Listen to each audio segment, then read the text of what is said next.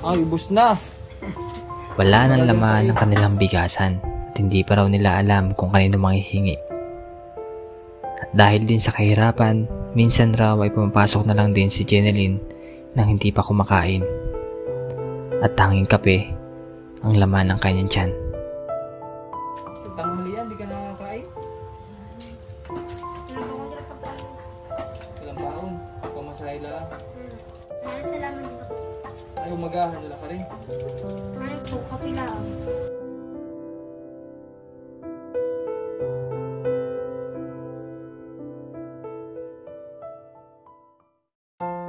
Bago nga magsimula ang araw na ito, ay sinamahan muna natin si Nanay Alfonsa para sa check-up niya. Dahil sa nakaraang vlog natin sa kanya ay nasabi niyang sumasakit ang kanyang batok at nagkaroon pa raw siya ng lagnat. At tanging iniinom lang niya ay Mefenamic. Sama natin si Nanay Alfonsa at katatapos lang ng check-up niya. Maya pupunta rin ako sa kanila para bibigay din tayo. Ito yung mga reseta para kay Nanay Alfonsa at bibili muna ng mga gamot niya. Ayun, so mga babayan, at yun nga po, nandito tayo sa bahay na Nanay Alfonsa para ibigay po yung gamot niya. So kahapon ay nabihan na rin kami dahil inatid ko na rin si Nanay Bibilita at si Tatay Judrico kasi magkasabay po silang chinek-up. At yun, so hindi ko nadala yung gamot ni Nanay Alfonsa. Yun, ibibigay natin ngayon para mainom niya. Yun, so tara po. So ito po ay yung pina-check up natin siya. Yun, regarding po pala sa concern ni Nanay na sumasakit yung likod niya, ay sabi ng doktor sa nilamang daw ng pagkatanda o sa pagkakahiga ni Nanay. Ilang baga una niyo pag kayo natutulog? Isa. Tapos baka naman tigas no? Ano yun?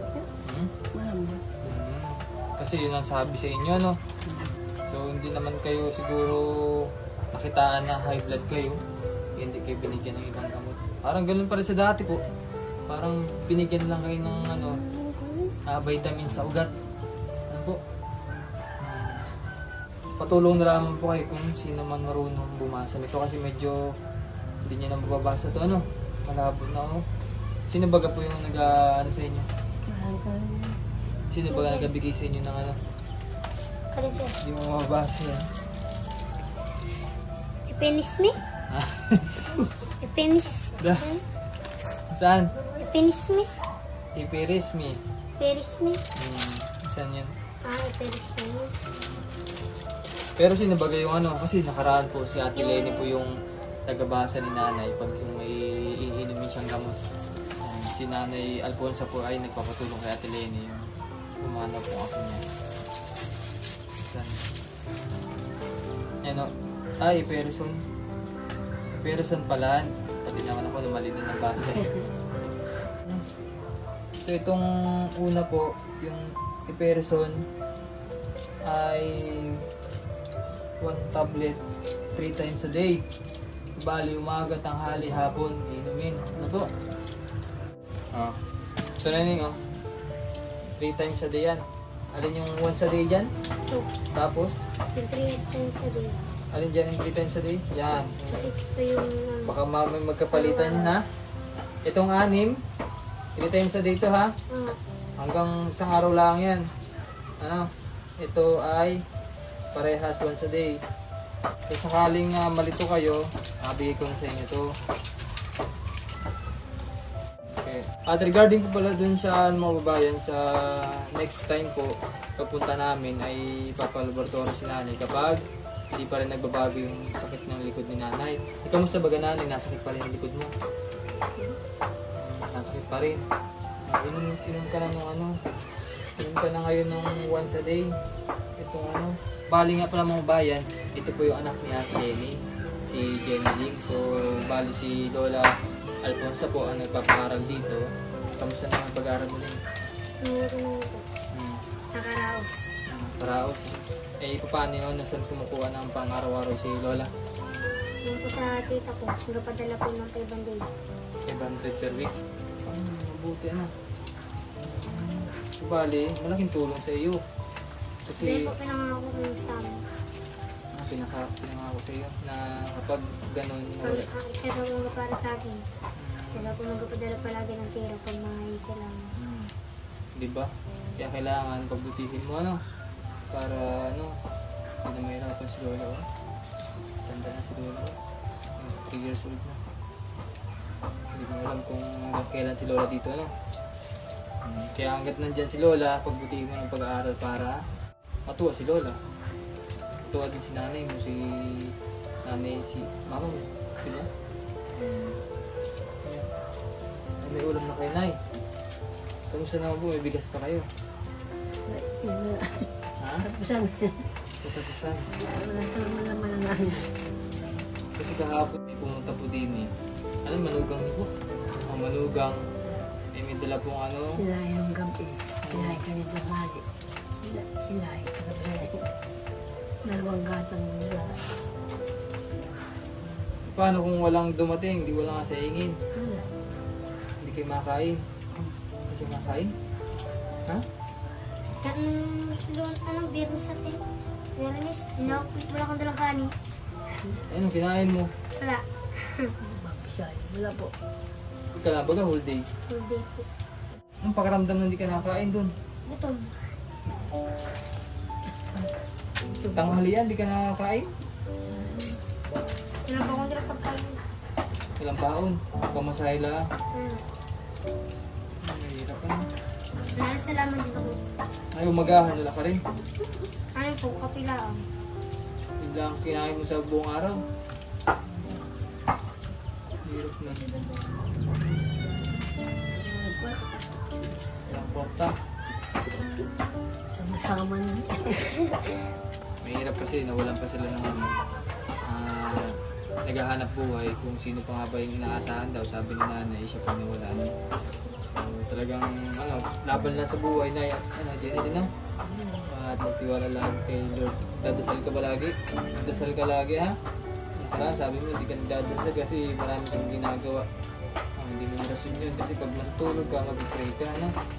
Kailangan mag-pray, magpasalamat sa nangyari sa buong araw mo, hindi ka nagkasakit, kasama kayo, no? May nagsusustento sa iyo, may nagbibigay ng pangkain, pambaon, pasalamatan mo yung mga yun, no? Kay Lord, nakalimutan mo pasalamat. Marami ang problema, lagi magpasalamat sa Diyos kasi malusog ka, wala kang sakit. Diba? Ma'am Betty, salamat po sa inyong tulong po kay Nanay Alfonsa at napacheck up po siya at malaking katulungan po sa kanya dahil po nabigyan siya ng gamot. And so sana po sana nanay gumaling ka dun sa gamot na binigay sa ng doktor. Kasi mahirap kung nakaraan, sinabi mo na nagkasakit ka.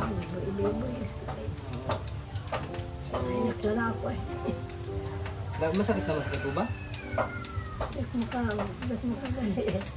Ang stiff neck? Baka naman po nanay nga sa pagiga niyo po. Sa pagiga hindi. Oo, kasi... Buto bugay ko. Oo. Nagkakasikan yung buto. Baka isa rin po sa dahilan lola yung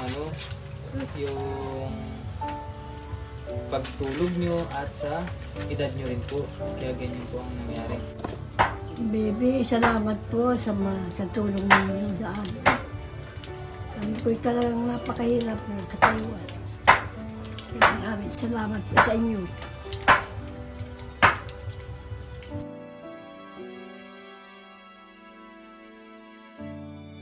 Kailangan natin mag-ingat At yun nga po, meron tayo bibigay kay nanay na bigas. Nasaan yung bigasan nyo nanay? Talagyan natin punuin ako na po. Madapa.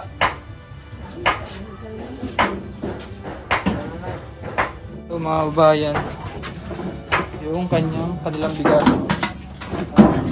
Ubus na. Talagang said. Tapunuin natin ngayon.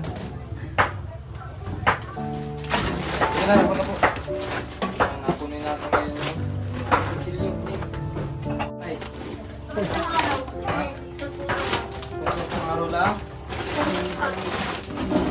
Isang buwan. Ha? Kasi magkala isang buwan.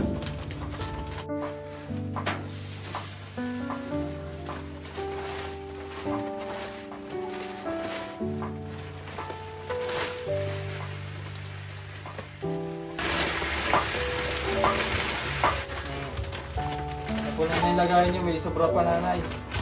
Hello. Ay! Sorry.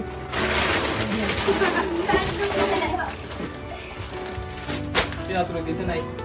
Ako. Ah, kayo? O, na masaya ka? May bigas na. May pagkain ka na pauning. Pero minsan nagbabaon ka ng kanin lang. Anong ulam mo? Ano po, gulay? Doon ako nabili. Doon ka na nabili. Magkano? 25 ko po. May butit may sobra kang pera. Ito lang po. Doon sa isang daan eh. Pagkuhin ka ang pamasahe, balikan. Tapos yung 25 baon na. Yung 25, wala, pabili ko ng ulam doon. Ah, pang recess mo yung 20 tapos yung 25 pala. Mahalin ko Ang din tanghal. mga pang pagkain. Oo, kasi wala na ngayong mura. Kaya bili naman ang itlog. Pwede siya ng itlog. Wala naman sabaw. Eh, ngayon kasi talagang mahal na. Kaya kailangan talagang magdoble sipag para may ibigay din sa iyo, no? Pasalamatan mo rin yung nagpapaaral sa iyo, nagbigay sa iyo ng allowance. Salamat po, tita. Sana hindi po kayo magsawa sa akin magbigay ng pang-allowance. Sana tumagal ang buhay ninyo. Yun, sige. At yun lang naman mga babayan. So, basta kung may kailangan ka, Nining, ano? Yung katulad ng ano, yung sa sapatos mo, size 35. Ano pa?